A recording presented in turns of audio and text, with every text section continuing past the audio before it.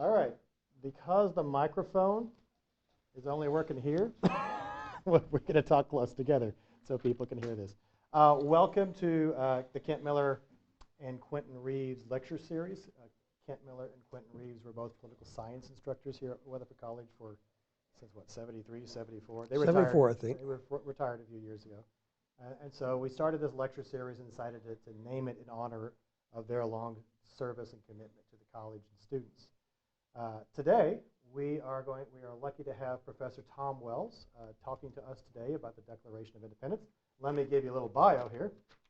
So, Professor Tom Wells has a Bachelor of Arts in History and Education from Howard Payne University, and he has a Master's of Arts from Tarleton University in History and English, but don't tell the Humanities Department that. They might try to hook him up for his classes.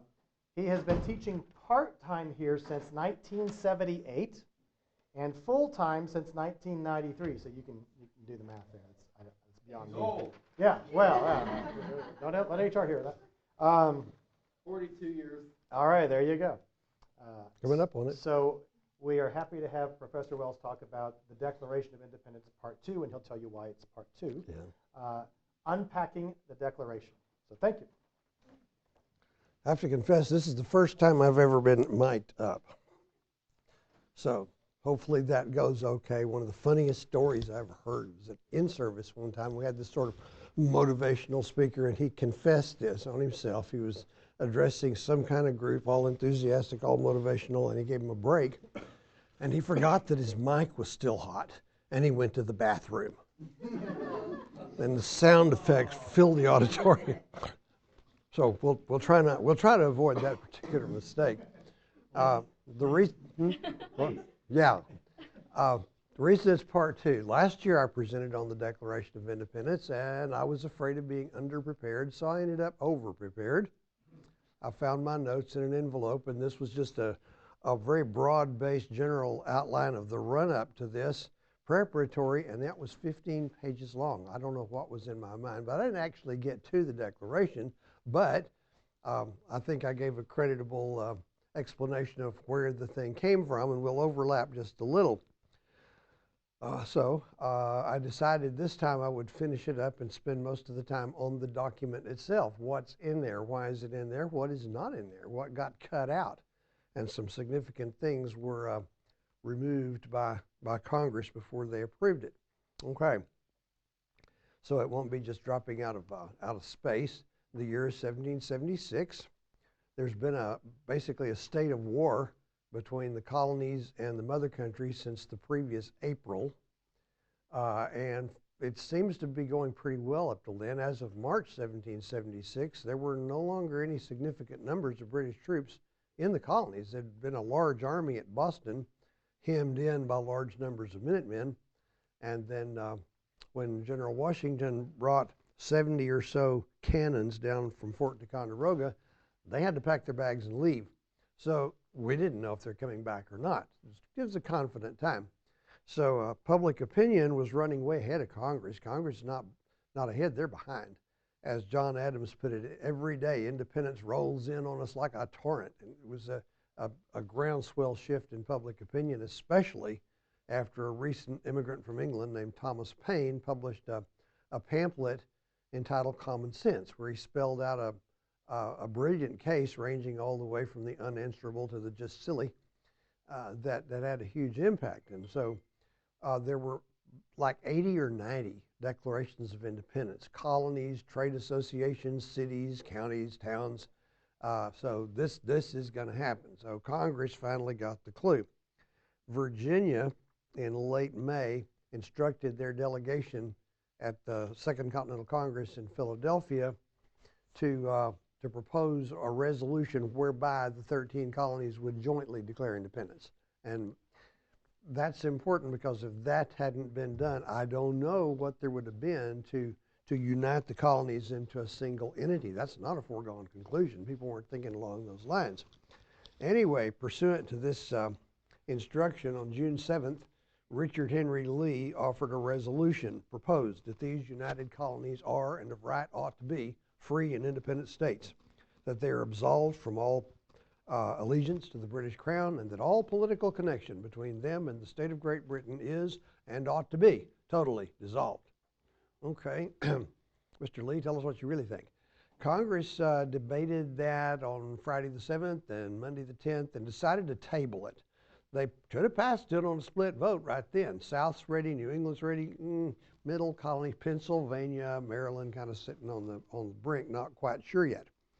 Pennsylvania is influenced by, it's not even Franklin, it's a man named John Dickinson. He's for independence. He just doesn't think it's time yet. He was holding them back. So they tabled it. They set up 3 committees.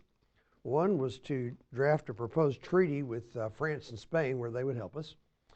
One was to draft a set of ground rules under which the colonies would interact for the purpose of winning the war. They put Dickinson in charge of that. And one of them was to draft an explanation of why this momentous step was being taken. That's the committee that would write the Declaration.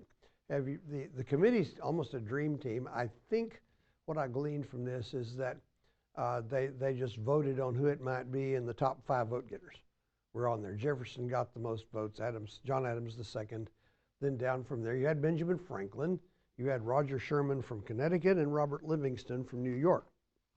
Okay, have you ever been on a committee? Anybody? Not very many on committees. I don't get much response for that. But in case you've never been on one, here's what to expect if it ever happens. Committees don't do things. People do things. The function of a committee is to determine which member will do the heavy lifting. Right? Right. So that fell to Jefferson. In fact, John Adams, many years later, he remembered it one way, and Jefferson didn't remember that at all. According to Adams, Jefferson proposed that Adams do the writing, but Adams declined, telling Jefferson he must do it. Why, Jefferson asked, as Adams would recount. Reasons enough, Adams said. What can be your reasons? Reason first, you are a Virginian, and a Virginian ought to appear at the head of this business. Reason second, I am obnoxious, suspected, and unpopular. I said, yeah, John, we noticed that. You're very much otherwise. Reason third, you can write 10 times better than I can. He was right about that. Jefferson didn't remember any such exchange. According to him, the committee voted and unanimously chose him to write it, so okay, off he goes. Now, so he spent a week or two generating a kind of rough draft, which fortunately I believe is available for historians. What was he trying to do overall? Okay, the intention of the Declaration, and I thought I brought my cheap readers with me. Let me put them on. The intention of the Declaration, Jefferson later wrote, was not saying something new, but, in his words, to place before mankind the common sense of the subject, in terms so plain and firm as to command their assent, neither aiming at originality of principles or sentiments, nor yet copied from any particular previous writing. It was intended to be an expression of the American mind. When we're through, I'll tell you that, yeah, there's reason to suspect that he did succeed at that. Okay, things in it reflect some other more recent sources. He's not copying them, but these are not just his ideas. They're not just John Locke's ideas. They were in the air at the time. George Washington's neighbor George Mason had helped draft the Virginia Declaration of Rights. Here's a passage from it. All men are born equally free and independent, and have certain inherent natural rights, among which are the enjoyment of life and liberty. Should sound familiar. 2 years later, Pennsylvania delegate James Wilson had written a pamphlet which said, quote, all men are by nature equal and free. No one has a right to any authority over another without his consent. All lawful government is founded on the consent of those who are subject to it. All right, Jefferson finished his work, turned it over to the committee. Really, he sought out Adams and Franklin's suggestions about this, and they didn't make a lot of change in it. They smoothed some things up. For example, early in the document, Jefferson is saying he said we hold these truths to be sacred and inalienable. Okay. Franklin said, why don't we just say self-evident. So that went through. Adams really liked a strong passage condemning slavery and blaming it on the king. It didn't go very far, and Jefferson had to sit there and listen while the South Carolinians and the Georgians said, no, we're not going to do that, and watered it down where it was colorblind and ineffective. And there was a passage where after he's got through piling charges up on the king, Jefferson piles up some charges on the English people at large of how they have, by their free elections, have elected these people who are oppressing us. That got cut out too, and I'll read you both passages when the time comes. So the committee, after Jefferson had made a clean copy with their suggestions, they submitted it to the Congress on June 28th. Okay? On Monday, July 1st, Congress took up the question of Lee's resolution. And I spent some time on that when I did this last year. We won't do that again, but they spent 9 hours rehashing all the same old arguments, and they voted at the end of the day. And it wasn't enough. You had 9 in favor. You had 2 opposed. That would be South Carolina, which surprised everybody, and Pennsylvania, which didn't. You had Delaware, which had 3 delegates, and only 2 of them are there, and they're split. It would take 2 in agreement to cast their vote.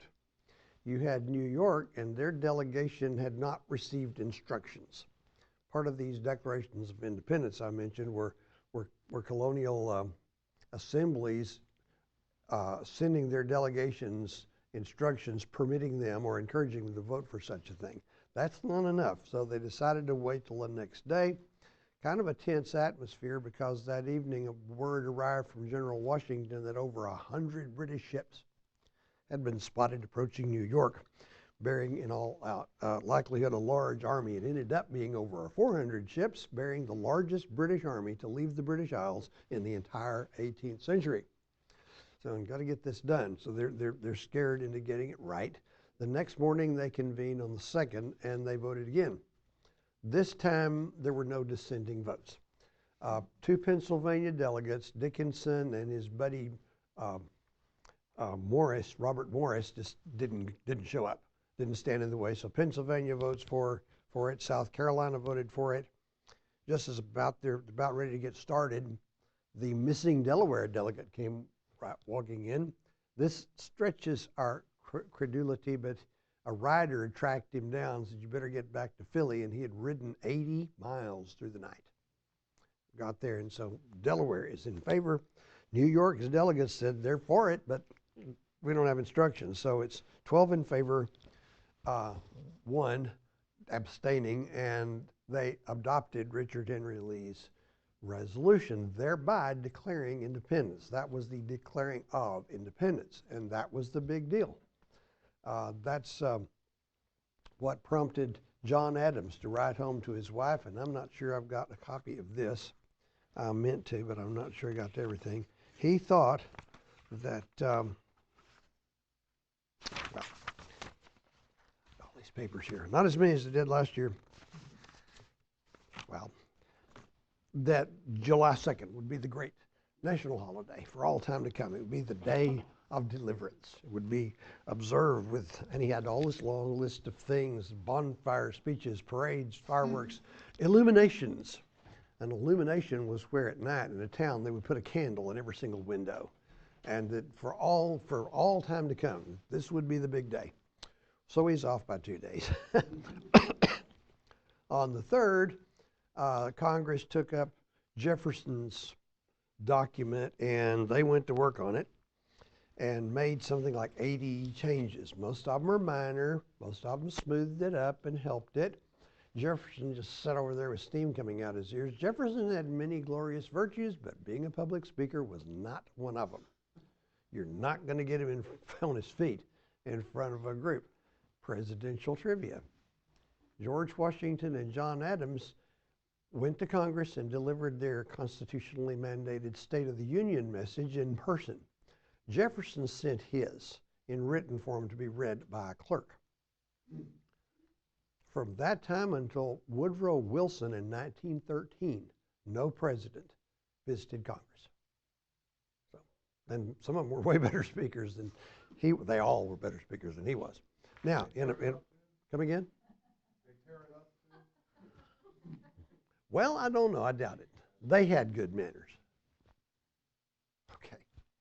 Well, anyway, I don't know if anybody knows. So, where was I? Jefferson, in a conversational setting, that's why he's generally popular. He's known to be a very good writer, and he's always got good ideas. He just doesn't want to speak in public. Anyway, he's sitting over there, and everybody that comments on this was like amputations to him. He could probably stand it. And he saw some of his choice portions watered down or cut away. Okay. So what does the thing say? I'll make it. The heading is simple.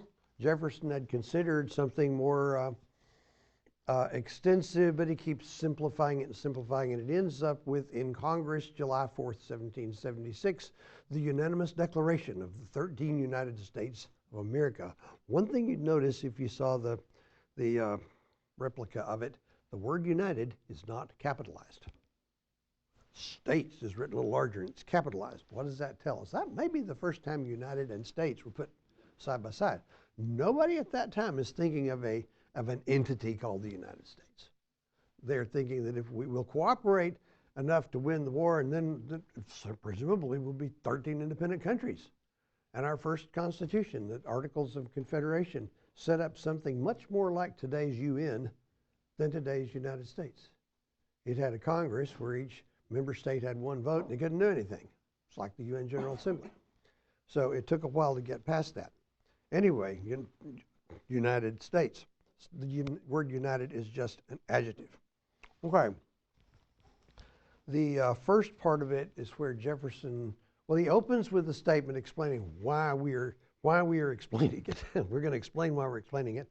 He moves on to the philosophical foundation of this. And he's obviously leaning on John Locke and others, but he's not quoting them directly. And then he transitions from that into a list of serious charges against King George III, over 2 dozen of them.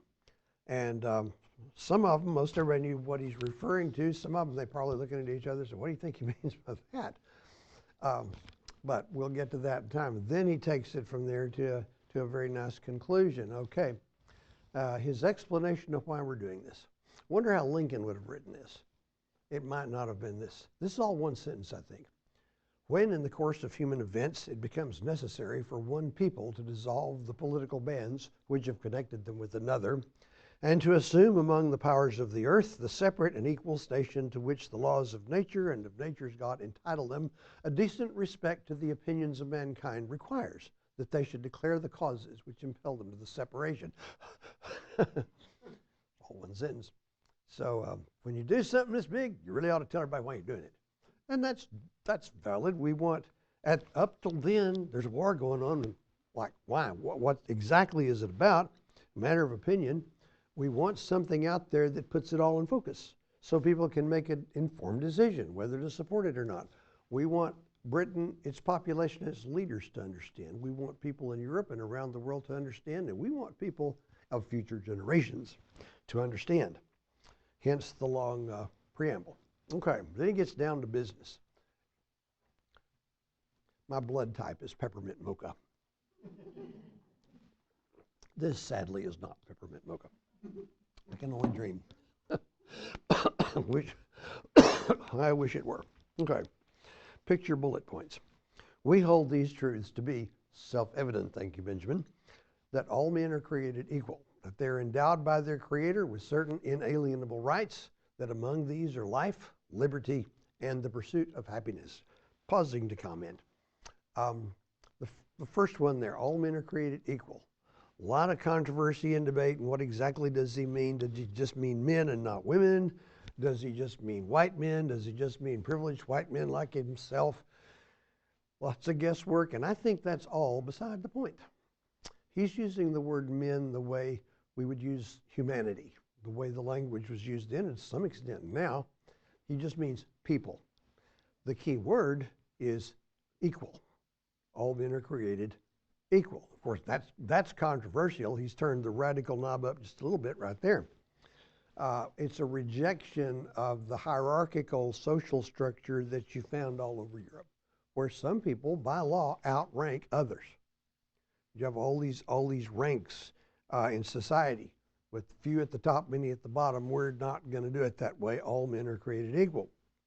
Next thing, and are endowed by their Creator with certain inalienable rights. Now, he's referring to the Creator. It almost sounds like a theological statement, and it isn't. This is necessary to his legal case and ours, because if the king were the source of our rights, then we have no case, because what the king gives us, he can revoke, change his mind. Today, if the Constitution itself is the source of our rights, we have no case, because the courts can and will and have interpret that down to practically nothing. So it was necessary to place the source of our rights far above and beyond all human authority and out of reach, that they are endowed by their Creator with certain inalienable rights, that among these are life, liberty, and at this point everybody did a double take. Life, liberty, and the pursuit of happiness. Ever since John Locke, at least, the political theorists have been going on and on about life, liberty, and property. Always the same three words, always the same order. Property being understood as the basis of freedom. And Jefferson seems to have had second thoughts about that. Property confers power. Could power threaten freedom? We want to motivate, men in the army. They want to have property. Are they going to lay down their lives for somebody else's property? So he backs it up and gives it a little flourish. Life, liberty, and the pursuit of happiness. It sounds like you're chasing after some elusive goal. Pursuit may have been used more like we would use the word practice. You pursue the law, or you pursue medicine. They would practice happiness, and the word happiness, we think of it as kind of being in a good mood or euphoric, something like that. The way they used the word happiness a quarter of a millennium ago was that if you have a satisfactory situation in life, you're provided for, you have enough freedom, all of that, that is happiness. It's not how you feel. It's whether everything is lining up properly for you. That, okay, we hold these truths to be self-evident, that all men are created equal, that they're endowed by their Creator with certain inalienable rights, that among these are life, liberty, and the pursuit of happiness. Now, picture a box with a button on it, and that button is the radical knob. And Jefferson's going to turn it up. He's going to turn up some more. He's going to turn it up all the way. This is in the 18th century context. Jefferson continues that to secure these rights, governments are instituted among men, deriving their just powers from the consent of the governed. Again, it's not original with him, but think about that. For like 3,000 years, pretty much the whole human race have been governed by monarchies of one type or another. Where do kings claim to get their power? From God. It comes down from above, not up from below. Jefferson has taken a basic principle and he's turned it slap dab upside down. God gave us our rights. We form governments for the purpose of protecting those rights, and those governments get their power from us, from the consent of the governed. That was quite radical, even if the idea had been kicked around at least since the previous century, not new, but it's a plain statement of it.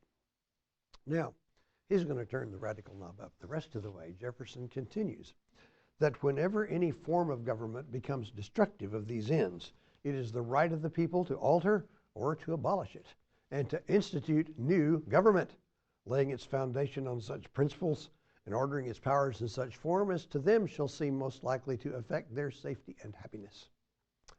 He's claiming the right of revolution, put in play about 90 years earlier by an English philosopher named John Locke.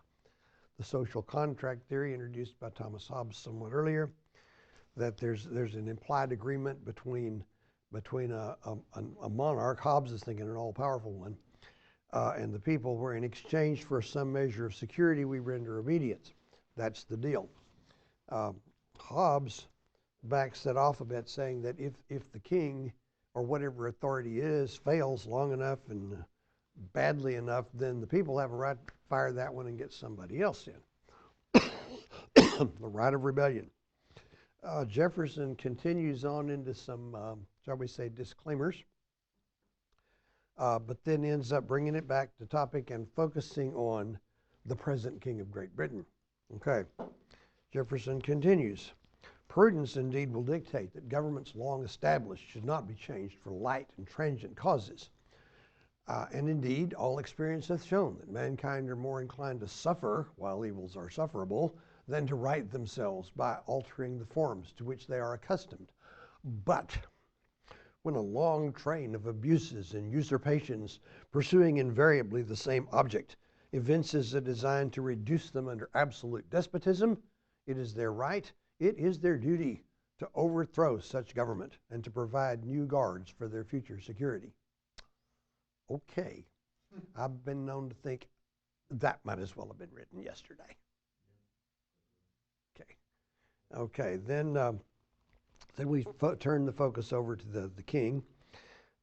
Such has been the patient sufferance of these colonies, and such is now the necessity which constrains them to alter their former systems of government. The present history of the King of Great Britain is, let's see, a story of repeated abuses and usurpations having in object the establishment of an absolute despotism over these colonies. To prove this, let facts be presented to a candid world. At this point, I have to look at my cheat sheet, if I can find it. Yeah, here we go. I didn't want to type this down, and I didn't ever think it was necessary to memorize it.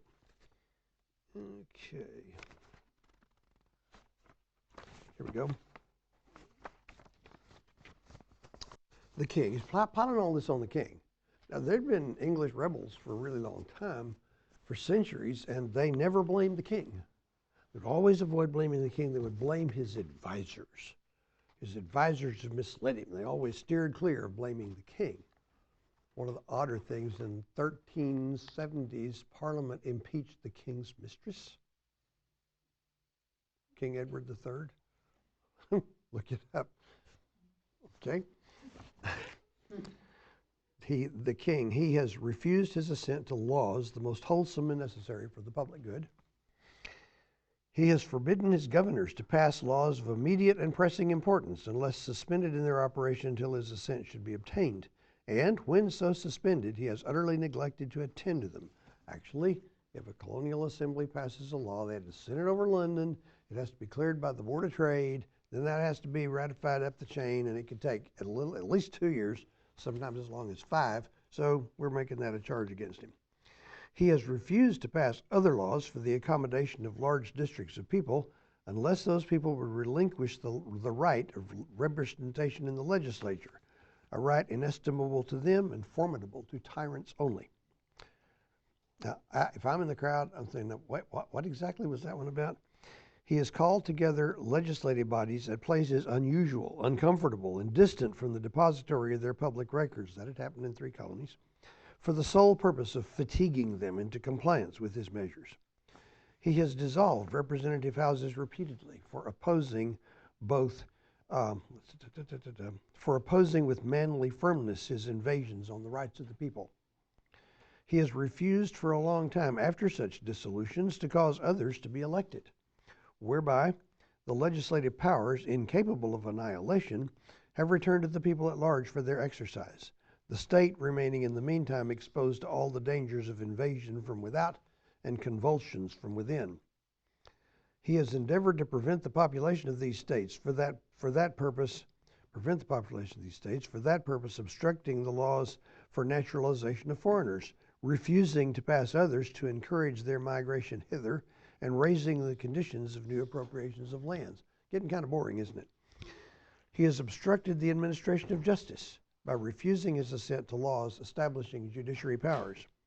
He has made judges dependent on his will alone for the tenure of their offices and the amount and payment of their salaries. Just not too long before that, in Massachusetts, whereas everybody from the governor down was paid out of the local funds, they switched that out and made them all employees of the king directly. That's what that refers to, I believe.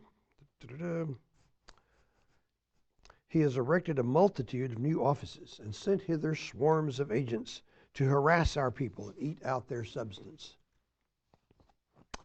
Tell me that's not the IRS. Where's Paul Revere when we need him? The redcoats are always coming. Never get past it. I mean, seriously. He has kept among us in times of peace standing armies without the consent of the legislature. He has effected to render the military independent of and superior to civil power. He has combined with others to subject us to a jurisdiction foreign to our Constitution and unacknowledged by our laws, giving his assent to their acts of pretended legislation, for quartering large bodies of armed troops among us, for protecting them by mock trial from punishment for any murders which they should commit on the inhabitants of these states, for cutting off our trade with all parts of the world, for imposing taxes on us without our consent, for depriving us in many cases of the benefits of trial by jury, for transporting us beyond seas to be tried for pretended offenses. The Administration of Justice Act, 1774, applied only to Massachusetts at the time. Any crime involving either perpetrated by or on a British official or soldier will only be tried in England before a sympathetic judge and jury, and no prosecution witnesses, simply because to testify the prosecution you'd have to leave your affairs unattended, sail over there at your own expense, live there at your own expense for the duration of the trial, and come back home again at your own expense. It looks pretty stacked. British authority crumbled within less than a year of that. For abolishing the free system of English laws in a neighboring province, establishing therein an arbitrary government, and enlarging its boundaries so as to render it at once an example and fit instrument for introducing the same absolute rule in these colonies. That was Quebec. French-speaking area. It was part of the French Empire until the end of the French and Indian War. Then France had to give up their whole land claim in North America, and these 100,000 or so French-speaking people became subjects of George III. At the outset, they tried to institute an English-style government with English law and representative assemblies and all of that, and the French had never heard of anything like that. They didn't like it. So what they're referring to there is the Quebec Act of 1774, which restored a government that the French people would identify with. It was centralized, authoritarian. French law comes back. French law had never had jury trials, but then they expanded it. That's when they drew the present western boundary of Pennsylvania. From Lake Erie all the way down to the Ohio River was going to be part of Quebec. And we thought we fought the war to determine who would get that, us or the French. And we won the war, and they gave it to them anyway, even though they weren't subjects of the French king. It all seemed pretty insupportable. For taking away our charters, abolishing our most valuable laws, and altering fundamentally the forms of our governments. Well, that's pretty far-reaching. For suspending our own legislatures and declaring themselves invested with power to legislate for us in all cases whatsoever. That's something the English Parliament passed when they had to give up on the Stamp Act. In 1765, they had kind of had to cover this because they lost. I mean, it was going to cost too much more to enforce than they would have got out of it. So they passed a Declaratory Act, one sentence, where Parliament claimed for itself the right to, what was the word they used? Legislate, I guess, for the colonies in all cases whatsoever. That was from outer space. It made them feel better, I guess. He has abdicated government here by declaring us out of his protection and waging war against us. I'm not through, believe it or not. He has plundered our seas, ravaged our coasts, burned our towns, destroyed the lives of our people. Well, maybe not yet, but he's about to. He is at this time transporting large armies, really large armies, of foreign mercenaries to complete the works of death, desolation, and tyranny already begun with circumstances of cruelty and perfidy scarcely paralleled in the most barbarous ages, totally unworthy of the head of a civilized nation. The fact that the king is cash-strapped and to get that many soldiers, he has to rent some from some German principalities, and the Germans were, on the one hand, very effective and professional, but known for their cruelty. Let me see here. He has constrained our fellow citizens taken captive on the high seas to bear arms against their country, to become the executioners of their friends and brethren, or to fall themselves by their hands. He has excited domestic insurrections among us, and has endeavored to bring on the inhabitants of our frontiers the merciless Indian savages. Whose known rule of warfare is undistinguished destruction of all ages, sexes, and conditions. It's that at that point where where a whole thing that he wrote was X'd out by Southerners and some Northerners who were nervous about criticizing slavery. Here's what was supposed to have been there and wasn't. According to Jefferson, the British people, let me see here now. That's not it. This one over here is it. I'd like never found this thing. He has waged cruel war against human nature itself, violating its most sacred rights of life and liberty in the persons of a distant people who never offended him, captivating and carrying them into slavery in another hemisphere, or to incur miserable death in their transportation hither. This piratical warfare, the opprobrium of infidel powers, is the warfare of the Christian king of Great Britain.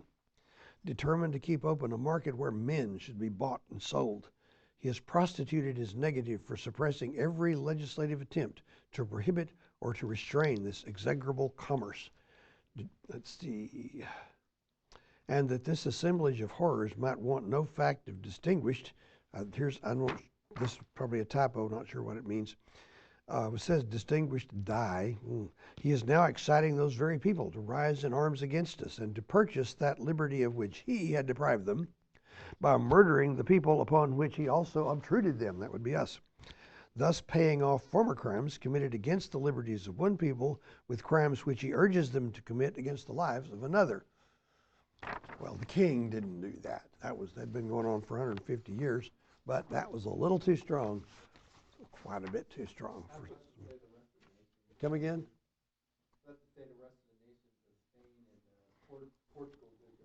Oh, everybody got their hands dirty. Okay, continuing. In every stage of these oppressions, we have petitioned for redress in the most humble terms. Our repeated petitions have been answered only by repeated injury. A prince whose character is thus marked by every act which may define a tyrant is unfit to be the ruler of a free people. Nor have we been wanting in attention to our British brethren. We have warned them from time to time of attempts by their legislature to extend an unwarrantable jurisdiction over us. We have reminded them of the circumstances of our immigration and settlement here. We have appealed to their native justice and magnanimity, and we have conjured them by the ties of our common kindred to disavow these usurpations, that's where you take over power that's not legally yours, which would inevitably interrupt our connections and correspondence. We must therefore acquiesce in the necessity which denounces our separation and hold them, as we hold the rest of mankind, enemies in war, in peace, friends. You want to hear what that was supposed to have been? You don't, but anyway. Where was that? This was emotional. Some say, a minority of historians say Jefferson's draft had a whole lot more punch to it. But it might have been better not to leave it that much, okay? According to Jefferson, the British people, like their king and their legislature, have been deaf to the voice of justice and of consanguinity. That's where you kin to somebody. And when occasions have been given them by the regular course of their laws of removing from the councils the disturbers of our harmony, they have, by their free elections, re-established them in power. At this very time, too, they are permitting their chief magistrate to send over not only soldiers of our common blood, but Scotch and foreign mercenaries to invade and destroy us. Here's where it gets a little bit purple. These facts have given the last stab to agonizing affections, and manly spirit bids us to renounce forever these unfeeling brethren. We must endeavor to forget our former love for them, and hold them as we hold the rest of mankind, enemies in war, in peace, friends. We might have been a free and a great people together, but a communication of grandeur and of freedom, it seems, is below their dignity. Be it so, since they will have it. The road to glory and happiness is open to us too. We will climb it in a separate state, and acquiesce in the necessity which pronounces our everlasting adieu. well, they're blaming the Scots, and at least 2 members of the Continental Congress were Scots. So you want to offend them, so they watered that one down. Okay. We, therefore, the representatives of the United States of America, and apparently this time they capitalized United, in General Congress assembled, appealing to the Supreme Judge of the world for the rectitude of our intentions, do, in the name and by the authority of the good people of these colonies, solemnly publish and declare that these united colonies are and of right ought to be free and independent states, that they are absolved from all allegiance to the British Crown, and that all political connection between them and the state of Great Britain is and ought to be totally dissolved, and that as free and independent states, they have full power to levy war, conclude peace, contract alliances, establish commerce, and to do all other acts and things which independent states may of right do. And for the support of this declaration, with the firm reliance on the protection of divine providence, we mutually pledge to each other our lives, our fortunes, and our sacred honor. I think Franklin said, you need to mention God before you're through here. But so they put in for the protection of, firm reliance on the protection of divine providence. Then 50 some odd people signed it. Adams and Jefferson both, years later, thought they remembered lining up and signing it on July 4th. Memory can play tricks on us, and it did on them. It's known that the signing ceremony was a month later on August 2nd. Jefferson and the secretaries, not Jefferson, but Hancock, President of the Congress, signed it the first day, and it took till February to get all the signatures on there. There was at least one man who hadn't even been a member of the Congress at the time who signed it. Dickinson didn't sign it. Robert Morris did. And while there's stories that come out of this, and here's Hancock, who's the president, reminding everybody we got to stick together on this, and he used the expression, "We all have to hang together."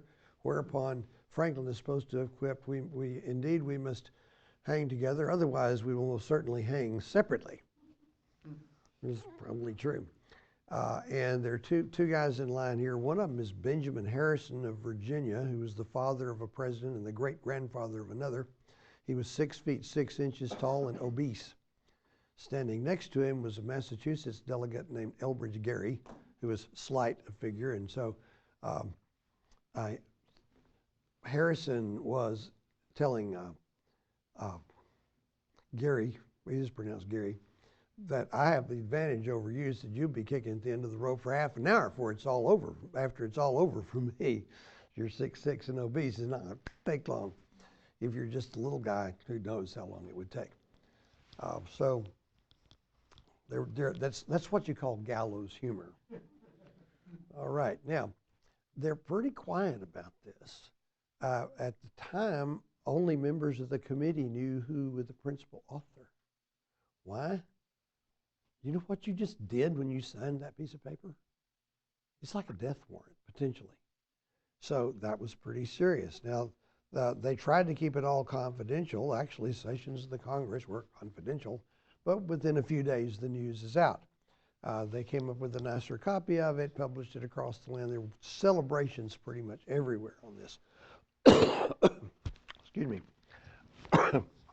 The historians who make it their life work to know everything about this say that they can't find any evidence in all like the newspaper writings or people's letters or anything like that. There just isn't anything indicating that people were discussing the ideas. So maybe Jefferson hit the mark. He was summarizing what people already thought. If there had been anything new or surprising, surely they would have been talking about it. Now, John Adams and Thomas Jefferson were both compulsive diarists. They kept diaries. Adams leaves us almost a day-to-day account of his life. What do you think John Adams would have written in his diary on July 4th, 1776? Nothing. He didn't make an entry because the big deal had been the second. This is an afterthought. Jefferson did leave a diary entry. He observed that the temperature had risen from 68 degrees at 6 in the morning to 76 later in the day, and that he'd gone shopping. Had purchased 7 pairs of ladies' gloves for his wife and a thermometer. And that's what Thomas Jefferson recorded about July 4th, 1776. One of Adams' more famous turns of phrase, much later, Adams and Jefferson both lived many more years, 50 more years actually. I'll get to that. Adams said the revolution was more than the war. The revolution, he said, was in the hearts and minds of the people. To close it off, 4th of July became the holiday because that's what it said at the top of the document. So, and it became a huge thing, of course. And Thomas Jefferson and John Adams were close allies on this. They were both diplomats in Europe in the 1780s. They took turns as vice president. Jefferson was Adams's vice president. That wasn't supposed to happen. The politics of the 1790s left them deeply and bitterly estranged. And then years after they were both out of office, a mutual friend, Dr. Benjamin Rush, knew both of them, and he persuaded John Adams just to sit down and write a letter to Thomas Jefferson. Jefferson replied, and they corresponded for the remainder of their life, which is something like 15 more years. Adams wrote more often than Jefferson did. They realized they really hadn't been that far apart, and their friendship was restored, and they both died on the same day. The day they both died on was July 4th, 1826, the 50th anniversary of the Declaration of Independence. Reportedly, Adams was 91, Jefferson was 83. It's reported that John Adams' last words, if I can get this out, were, "Thomas Jefferson survives." He was mistaken. Jefferson had preceded him by about 3 or 4 hours. So, and then James Madison picked the same day about 5 years later, and James Monroe only missed it by a little bit. I guess they're all waiting for the day and then letting go. Well, does anybody have any questions? What's with the Scots? Why are the Scots so bad? You know, people in the colonies, they were very strong in their English heritage, and apparently, it surprised me a little bit, that Scotland and England had been separate kingdoms until 1707. And somehow they considered them to be foreigners. I guess they talk funny or something. But there it is. Now, one thing about Jefferson's long thing about our love for the English, one of the main historians of this is not really. Our connection with Britain was far less a matter of emotion or anything like that, far more a matter of economic interest. And as long as things stayed good, yeah, that would work because that's where our commerce was. We had their protection. We had a bird nest on the ground. We could make our own laws, set our own taxes, do anything we wanted to, because the only thing England ever cared about was commerce and trade. So they had an odd collection of trade laws. That was it. So, and plus immigration, there were people who were Anglo, there were a lot of people of German extraction from the late 1600s on. So we're far more polyglot in those terms than the English population. Anything else? Brendan? Why did Jefferson do some attacks on the English people? Okay, the question is, why did Jefferson have these attacks on the English people? He felt betrayed. The only sense it makes is a sense of betrayal because in his view, maybe he just has his view and it's not commonly held, but that we'd had this close connection, we're all brethren in the same family with the same interests, and then they turn on us and they start doing this stuff to us. And we can put up with them. It's like the housewife whose husband's gone all day and she didn't have to have him underfoot. They get to where they're underfoot. Does this make sense? So it was a sense of betrayal by people that he thought, together we might have been a great and a free people. But ain't gonna happen. Anything else? So Thomas Jefferson condemned slavery in the original draft, but didn't he own slaves at one point? He owned a lot of slaves, and I meant to bring that up. Jefferson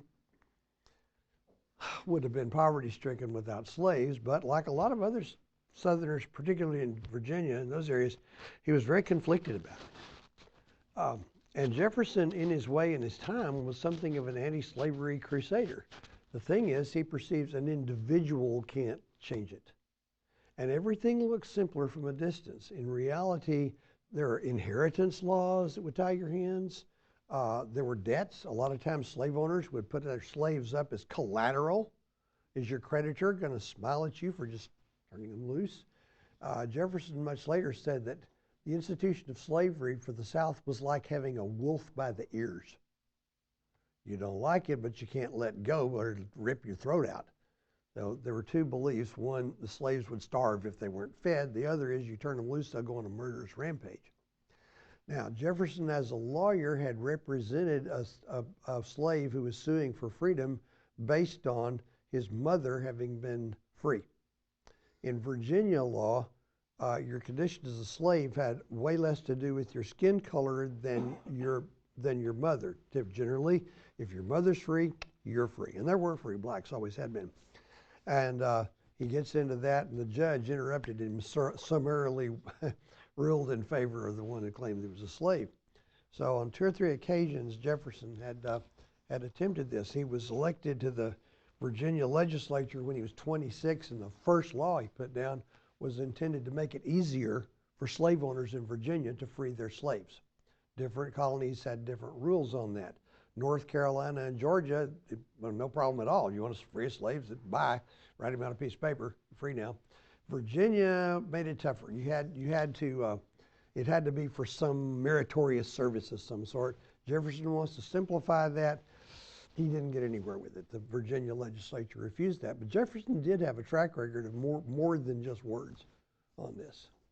George Washington, deeply conflicted about it by the 1790s. He refused to sell a slave without the consent. And Jefferson refused to allow his slaves to be whipped. For most slave owners, that's just something you did. Am I making sense here? Anything else? So independence was far from unanimous. Across the population, yeah. And I don't know, not everybody in the Congress, I think pretty much everybody in the Congress came around. Dickinson thought it was too soon, stayed away, didn't participate in the vote, but he stayed on the team because within a few days, a column of Pennsylvania militiamen were marching up to New York because the British had invaded. John Dickinson was their commanding officer. So Dickinson fought through the war on the side of independence. I want to see right quick if I can find this. Dickinson had sacrificed his reputation in urging the go slow on, here's what I was looking for. But I passed it now. Give me a second. Yeah. My question is, among the population, just, your John, Jane, Yeah, okay. independence was far from unanimous. Far from unanimous, yes. I mean, John Adams guesstimated, based on pretty much nothing, that only about a third of the population actively supported it. Another third actively opposed it, and the rest of them just didn't care either way. The apathetic are always with us. Modern historians, and by the way, this, tracking poll, this would have been back and forth depending on who looks like they're ahead. It looks like more like about 40% actively supported and about 20 to 25% opposed. Those who actively oppose, that's a lot. Your neighbors are going to be wrathful. There were areas where it's dangerous to be a patriot and others where it's dangerous the other way around, but the British officers, local people would come, well, we're with you, but they wouldn't do anything. So no, it wasn't really unanimous at the time. Something like 50,000 Americans fought on the British side. Okay, there were whole regiments of loyalists. That doesn't surprise you, does it? Well, no. I mean, if Texas declared for independence, I'd have to go with the Union. And if Texas, like you see those bumper stickers that say secede, I'd have to be against it because I don't think a new Republic of Texas would guarantee my constitutional rights. I don't think there's much push for that right now. We could call it Texit. You know what? In this bubba, racist, homophobic state, I'd be very scared to be living here if it was not protected by the Constitution of the United States. I think Texans generally like the Constitution of the United States more than maybe people. What? Texas independents would like to stay under some type of constitutional government that we Yeah. have protections Yeah. for minorities and women and people of color, and, people who have different sexual preferences. I doubt very seriously if the state of Texas would afford us those, or a new Republic of Texas would afford us those protections. Well, that's speculation, and this being America, we all got a right to our opinion. Yeah, it's true. It's like a navy. Brandon? Well, I was gonna, what my question was, why, even though what caused the British, they could have sent in more troops to Yorktown, and so what caused them just to end at Yorktown? Well, it's widened into a bigger war. That was their worst nightmare. When this whole thing started, they're deep in debt. They've cut back their army. They cut back their navy. And as we'll get to in about a week after next, my little thing on a rapid romp through the Revolutionary War. They got to get this done because they'd have to pull troops and ships away from places, leaving them unguarded in order to concentrate power here, which they did in hopes of getting a low-impact victory just through intimidation. They don't want this to string out because the longer it goes, the more likely France or maybe Spain comes wading in, and then they got to go back and protect other undefended parts of their empire, which is what happened. With all due respect, sounds like you're talking about our war in Iraq and Afghanistan. Kind of. There's always these crossovers. I believe my supervisor here has some final words. Are there any other questions? Well, we certainly appreciate your attendance on this wonderful presentation. Just so you know, in 2 weeks, as Professor Rawls was saying, we're having the Interdisciplinary Conference on February 27th and 28th. You will be talking again on the 28th, correct? I believe so. And it is called the Rapid Romp. The rapid romp through the Revolutionary War, and that's going to be a challenge because I could spend 2 or 3 weeks on the Revolutionary War, and I'm going to have 45 minutes. Yeah, 45 minutes, yes. So this is just a skeleton. All right, so I hope to see, if you want to go, please register. You can find it on the Weatherford College website, or just email at me or talk to him, and it's free to the public. So Free. There you go. All right, see you then. Bye-bye. Thank you. I'd shake your hand.